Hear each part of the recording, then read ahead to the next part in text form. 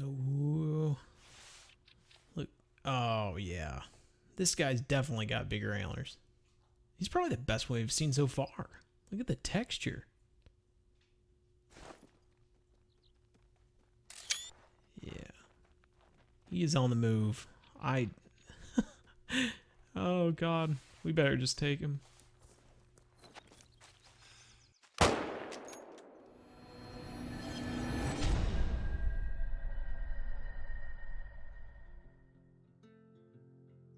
If you're on console or if you just didn't have a chance to play the beta over the weekend, we did get a chance to try out the new TruFallow Deer, and I got a chance to go out and try to get a few different variety, I suppose. A few small ones, a few large ones. I mean, let's be honest, I was looking for a large one the whole time, but I kept finding smaller ones, and I did get to see, I think, a level 4. We start out with a level 4 here. I treat every fallow deer like it was my last.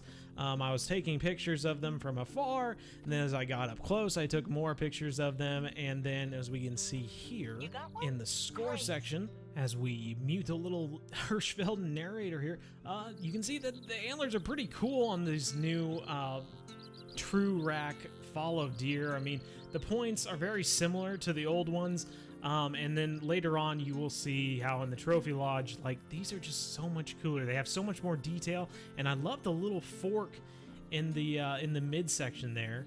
Then here, as we move on to a different fallow here, you can see, I mean, just by looking at it, I mean, it's just wider, and that's something that really got me as an American, you know, thinking about whitetail deer, I guess, is the one that hits me closest to home. There's just so much variation in their antlers, and when I think of fallow deer, I just can't picture that same amount of variation in fallow deer, and that's just because of where I'm from. We'll take him down. But, you know, as we look at these antlers a lot closer, and then here in a little bit as we compare them to the last fallow deer, I've just been very impressed by the amount of variation in the antlers, and I have to say, just don't be, they talk the entire time. Here we can compare the two different fallow here, and you can see there's a difference of 27 in score, but the total score on the antlers is honestly only a difference of 8. But I mean, just look at the main beam length, so similar, yet the difference between three points, whatever 3 points may be on the brow tines, and then a difference of 7 points as you move to circumference, going to the width of the palm, changing by 2, and then palm length. I mean, it's so much longer on the one than the other, and then the inner spread being pretty similar.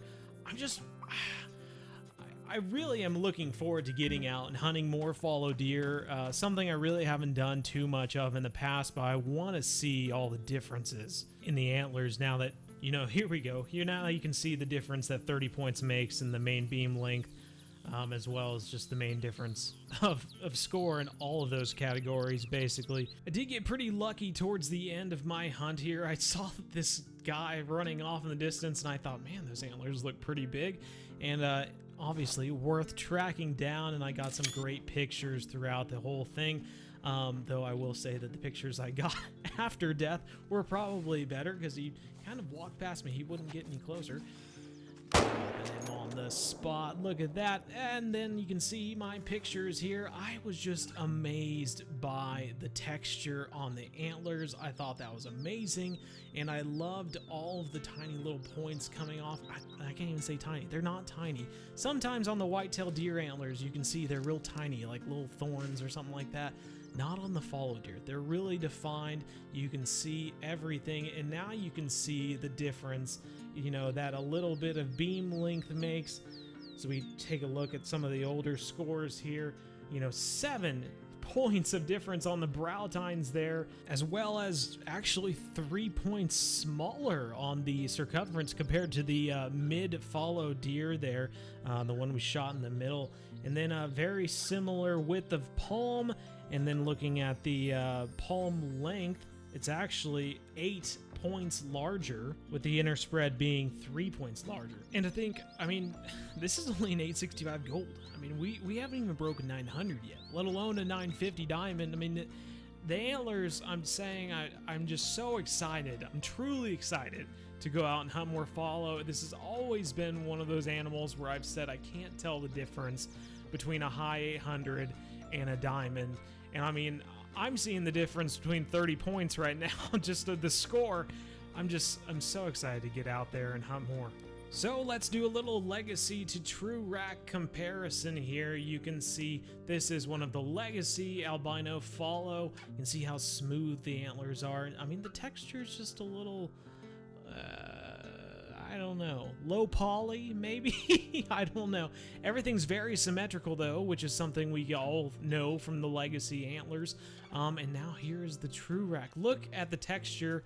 I think it looks like the polygons are smaller. I mean, honestly, it just looks like the texture is just more texture-y. I don't know. The antlers just look more defined. And I mean, obviously this fallow is larger than the albino, but I mean, just look at the difference. Look at the difference in the color.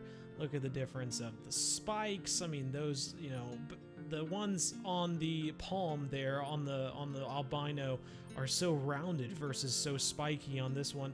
You know, I don't know which is more accurate. I'm guessing, you know, maybe they're supposed to be more rounded. You can see here the difference of score.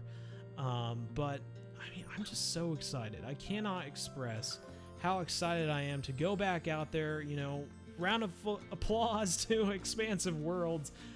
You've made fallow deer so much more exciting for me as an American, as someone who doesn't get to see fallow deer a lot, and I just don't know much about them.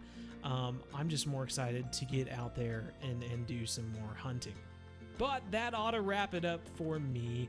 Going over the TrueFallow here. If you found this video helpful at all, please feel free to like the video, subscribe if you haven't already. I have a combo mount video coming out soon showing all of the new combo mounts that came out and were available during this beta. The massive mounts that we saw during the live stream weren't available to us because we didn't have a large enough spot for them, but I am showing off all of the ones that we were able to show off during the beta, so feel free to check that video out as soon as it comes out. That's it. Take care, everyone. As always, keep hunting, never stop.